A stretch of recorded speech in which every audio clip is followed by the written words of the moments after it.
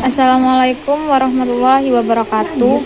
Salam sejahtera, salam demokrasi, dan tentunya hidup mahasiswa, hidup rakyat Indonesia. Saudara-saudara seperjuangan yang saya banggakan, hari ini saya berada di sini bukan sebagai siapa-siapa, bukan sebagai pahlawan, bukan sebagai pemimpin, tapi sebagai mahasiswa, anak kandung rakyat yang terpanggil nuraninya, karena semakin hari suara kita semakin tidak dianggap, semakin dibungkam, dan bahkan dianggap musuh oleh mereka yang duduk di kursi kekuasaan. Negeri ini yang katanya demokratis, katanya menjunjung tinggi kebebasan berpendapat, tapi faktanya satu kritik bisa dilabeli ujaran kebencian, satu postingan bisa dilaporkan, satu orasi bisa berakhir di meja interogasi.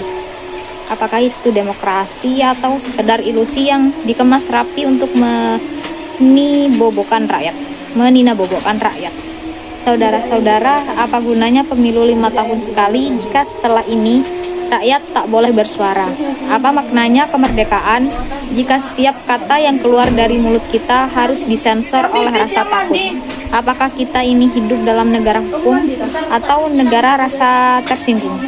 Kita dipaksa diam saat melihat ketidakadilan.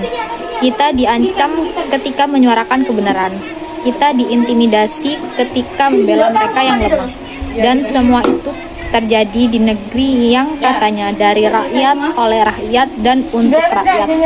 Lihatlah bagaimana para aktivis dikriminalisasi. Lihat bagaimana jurnalis ditindas hanya karena membongkar fakta.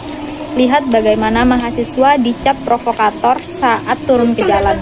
Padahal suara kita bukan suara yang sembarangan. Itu suara jeritan dari desa yang kekeringan, dari ibu yang kesulitan membeli beras, dari petani yang digusur, dari nelayan yang kehilangan lautnya.